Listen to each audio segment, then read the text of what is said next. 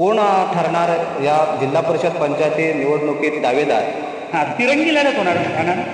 पहिल्या दिवसापासून जेव्हा अर्ज स्वीकारले गेले तेव्हापासून चर्चेला मुद्दा आला आहे बाहेरचा. नितीन राऊत मागे सुद्धा काहीतरी अदृश्य शक्ती डिसोजाला किती लोक स्वीकारतील, कारण मागच्या टर्ममध्ये 57 मतांनी आपण म्हणतो निसटता पराभव महेश सारंग, पण ते महेश सारंग थांबले नाही. संघामध्ये प्रथमेश सावंतांनी यांनी जो काही धुमाकूळ घातला आहे, अक्षरशः युवकांची जी फळी केलेली आहे आणि त्या युवकांच्या जोरावर, युवा शक्तीच्या जोरावर त्यांचं सुद्धा पारडं तेवढंच जड आहे. नमस्कार, मी आनंद धोंड. आजच्या भागात आपण चर्चा करणार आहोत सिंधुदुर्ग जिल्ह्यातील सावंतवाडी तालुक्यातील जिल्हा परिषद आणि पंचायत समिती निवडणुका संदर्भात. आणि आपल्यासोबत आज आपल्याला लाभले आहेत पत्रकार रुपेश पाटील. आज जाणून घेणार आहात आपण संपूर्ण मतदारसंघात आपण फिरला आहात, आपल्याला माहिती आहे कशा प्रकारच्या लढती होतील या संदर्भात आमचे प्रेक्षक आणि आम्हाला जाणून घ्यायचं आहे की नेमक्या कसा कोण ठरणार या जिल्हा परिषद पंचायती निवडणुकीत दावेदार, काय सांगाल? धन्यवाद आनंदजी. खरं तर सावंतवाडी तालुका जिल्हा परिषद पंचायत समितीच्या ज्या निवडणुका उद्या होणार आहेत ह्यामध्ये विशेष 2 ते 3 लढतींकडे लक्ष आहे संपूर्ण जिल्ह्याचं. याच्यात पहिली जी काटेची टक्कर आहे ती आहे हाय व्होल्टेज ड्रामा असलेली, जबरदस्त रंगत असलेली तळवडे मतदारसंघ. या मतदारसंघातून दस्तरखुद्द भारतीय जनता पार्टीचे प्रदेशाध्यक्ष रवींद्र चव्हाण यांचे अत्यंत निष्ठावंत आणि निकटवर्ती असलेले युवा नेते संदीप गावडे, अर्थात संदीप गावडे यांची ही होम पिच नाही आहे, ही होम पिच आहे त्यांचेच प्रतिस्पर्धी असलेले अपक्ष अमेय पै हे निरवड्याचे रहिवासी आहेत. आणि याच मतदारसंघामध्ये नेमडे गाव येतं आणि तेथे उद्धव बाळासाहेब ठाकरे सेनेचे रुपेश राऊळ नशीब आजमावत आहेत. तिरंगी लढत होणार आनंद. पहिल्या दिवसापासून जेव्हा अर्ज स्वीकारले गेले तेव्हापासून चर्चेला मुद्दा आला आहे बाहेरचा. अर्थात ही वृत्ती आली कुठून, याचा जनक कोण नेमका असू शकतो, कारण पहिल्या पानावरच आम्हाला प्रतिज्ञा शिकवली गेलेली आहे, ती होती, आहे आजही, भारत माझा देश आहे, सारे भारतीय माझे बांधव आहेत.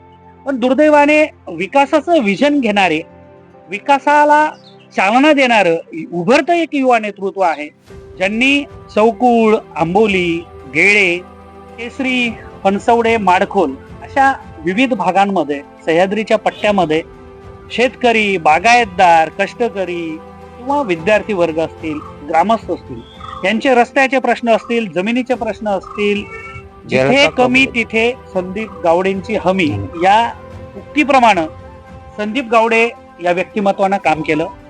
पण राखीव मतदारसंघ झाल्यामुळे पक्षाने आदेश दिला.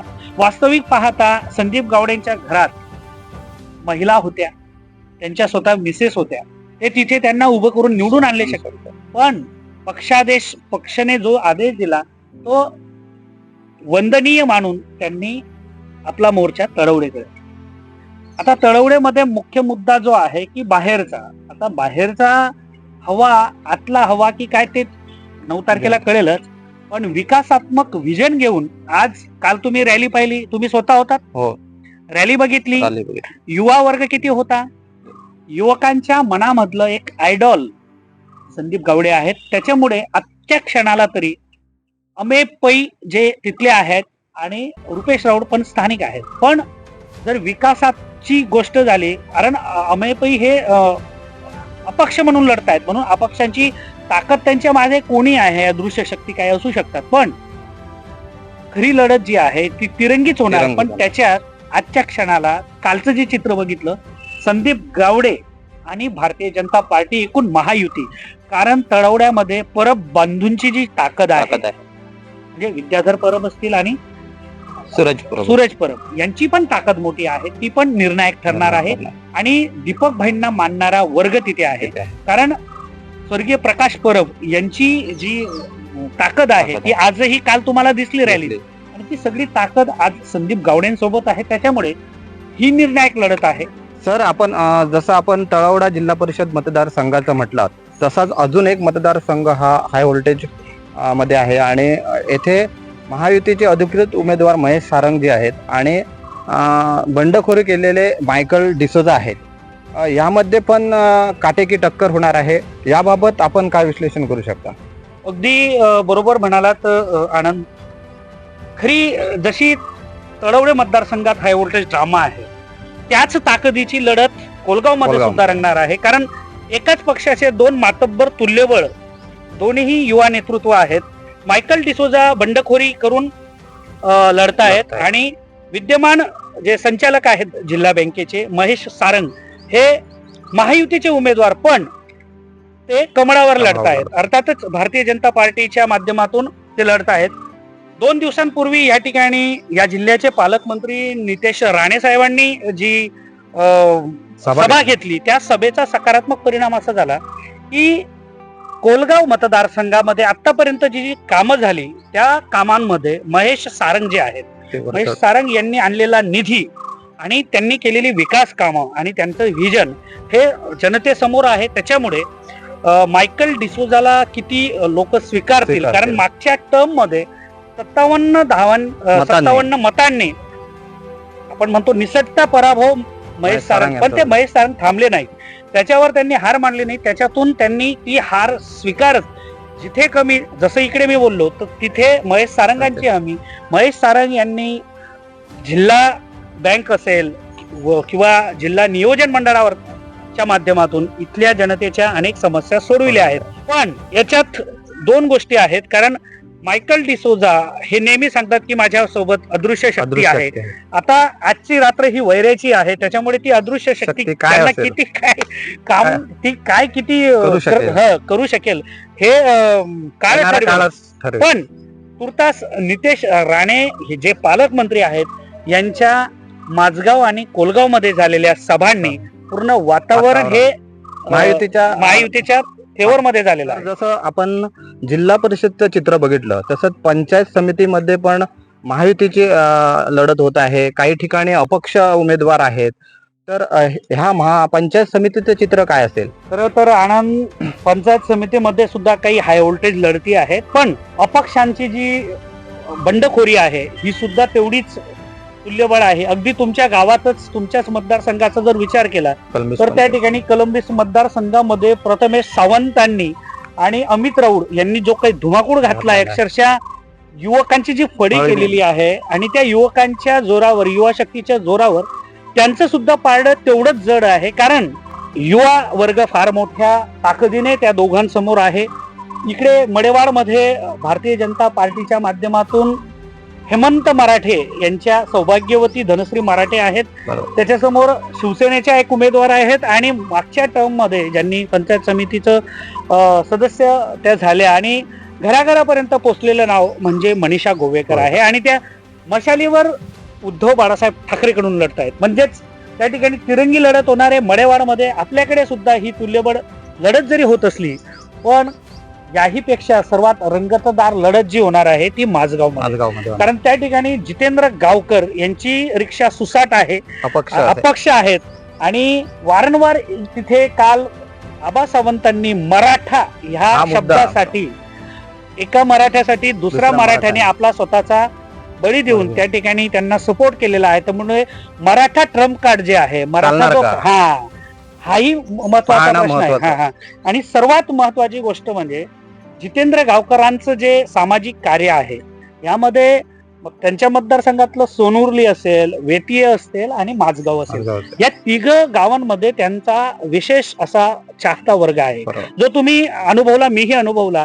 आणि त्यांच्यामध्ये सर्वात मोठी ताकद आहे वेतीये सरपंच गुणाजी गावडे. कारण गुणाजी गावडे हा असा व्यक्तिमत्व आहे आणि असं अवलिया व्यक्तिमत्व आहे, ते एका रात्रीत चित्र पालटू शकतात एवढी ताकद गुणाची. कारण आबा सावंतांमध्ये मध्यस्थी करणार आहे आणि किमयागार ठरणार आहे गुणाजी गावडे आहेत. त्यामुळे गुणाजी सुद्धा त्या ठिकाणी महत्वाचा फॅक्टर आहे. आणि अजून एक महत्वाची लढत मला जी वाटती आहे ती आहे आरुंदा जिल्हा परिषद मतदारसंघाचे. या ठिकाणी खर तर मागच्या टर्म मध्ये शर्वानी गावकरांनी खूप चांगलं काम केलेलं आहे, पण दुर्दैवाने महायुतीचं सीट सुधा कवठणकर जे एक सामाजिक तळमळीचे सामाजिक कार्यकर्ते आहेत, त्यांचं काम पण चांगलं आहे, हक्काला धावणारा असा त्यांचा वर्ग आहे. आणि सुधा म्हणजे जीवाभावाचा मित्र आहे. अर्ध्या रात्री जरी काही प्रसंग असेल तर सुद्धा धावून येतो.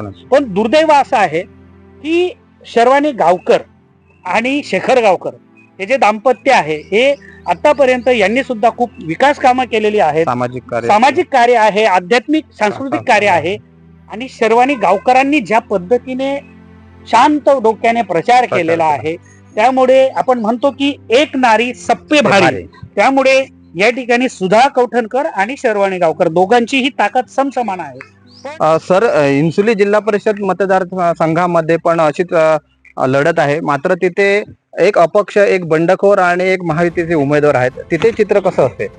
नक्कीच पहिल्या प्रथम तर इन्सुलीच्या बाजूचा जो मतदारसंघ आहे बांदामध्ये प्रमोद भाई अर्थात प्रमोद कामत साहेब हे आपल्या कार्याच्या जोरावर आणि नितेश राणेंनी ज्या पद्धतीने पालकमंत्री म्हणून काम केलं आहे, नितेशजींचं खरं तर अभिनंदन करायला पाहिजे. कारण असंख्य मतदारसंघ बिनविरोध त्यांनी केलेले आहेत आणि त्यापैकीच बांदा एक आहे आणि त्याला लागून इन्सुली आहे. इन्सुलीमध्ये महायुतीचे उमेदवार एक तरुण तडफदार नेतृत्व आहे, शावियर फर्नांडिस. अर्थात शावियर यांचा या ठिकाणी स्वतःचा गाव आहे, स्थानिक आहेत हे. आणि शिवसेनेची म्हणजेच शिंदे सेनेची ताकद संजू परवांच्या माध्यमातून, तालुकाध्यक्ष बबन राणे आहेत त्या ठिकाणी, त्यांच्या माध्यमातून आणि सगळी जी ताकद आहे महायुतीची ती त्यांच्या सोबत असल्यामुळे पण आणि स्वागत नाटेकर आणि नितीन राऊळ हे पण कमी लेखून चालणार नाही, कारण ते पण स्थानिक आहे. आणि दुसरी गोष्ट, स्वागत नाटेकर पण कायम चर्चेत आहेत. नितीन राऊळ मागे सुद्धा काहीतरी अदृश्य शक्ती असल्याचा दावा केला जातोय. सगळ्यांना माहिती आहे अदृश्य शक्ती काय असू शकते, तिथे आपण चर्चेला घेणार नाही. पण जर अदृश्य शक्ती चालली तर इथे सुद्धा करिश्मा होऊ शकतो. पण काल तुम्ही बघितलं, परवा तुम्ही बघितलं ज्या पद्धतीने डेगवे, कास, इन्सुली आणि सगळ्या गावांमध्ये, शेर्ले सगळ्या गावांमध्ये शावियर फर्नांडिस मागे जो जुना वर्ग आहे, जो राणे साहेबांना मानणारा वर्ग आहे, दीपक केसरकरांना मानणारा वर्ग आहे, दीपक भाई आणि राणे साहेबांची ताकद आणि संजू परवांची युवा शक्ती त्यांच्या पाठीशी असल्यामुळे या ठिकाणी सुद्धा शावियर फर्नांडिस हे विजय मिळवण्याची दाट शक्यता. पण सगळं मतदार राजा, शेवटी आपण कितीही चर्चा केली, शेवटी स्थानिक मतदार जे आहेत किंवा त्या भागातले जे मतदार आहेत ते उद्या कशा पद्धतीने बाहेर पडतात. पण आमची आपल्या दोघांच्या माध्यमातून एक विनंती असेल की पूर्वी असं म्हणत होतो की एखादा राजा व्हायचा असेल तर त्या राणीच्या उदरातून तो जन्माला यायचा. पण 2 वर्ष 11 महिने 18 दिवस अथक परिश्रम करून डॉक्टर बाबासाहेब आंबेडकरांनी आम्हाला लिखित संविधान दिलं आणि आता राणीच्या उदरातून नव्हे, जनतेच्या 5 वर्षानंतर होणाऱ्या मतदानातून, अर्थात उद्या जे मशीनवर जो काही अंगठा टेकवला जाणार आणि लोकशाही बळकट करण्यासाठी, म्हणून लोकशाही बळकट करण्यासाठी उद्या सगळ्यांनी बाहेर पडा. आमची ही चर्चा तुर्तास आम्ही इथे थांबवतो. पण तुम्ही उद्या मतदान करायला विसरू नका. सगळ्यांनी लोकशाहीचा हक्क बजवा, एवढीच आमच्या पद्धतीने विनंती करतो. धन्यवाद. तर आपल्या सोबत होते पाटील सर. त्यांनी संपूर्ण तालुक्यातील जिल्हा परिषद आणि पंचायत समितीचं विश्लेषण केलं आहे, राजकीय विश्लेषण थोडक्यात केलं आहे. कोण येऊ शकतं, कोणाचं नशीब उद्या उधळू शकतं याबद्दल थोडी आपण चर्चा केली आहे. तुर्तास आपण इथेच थांबूया. या पुढील एपिसोडमध्ये आपण घेऊन येणार आहोत जिल्ह्यातील काही जिल्हा परिषद पंचायत समितीचा भाग. धन्यवाद.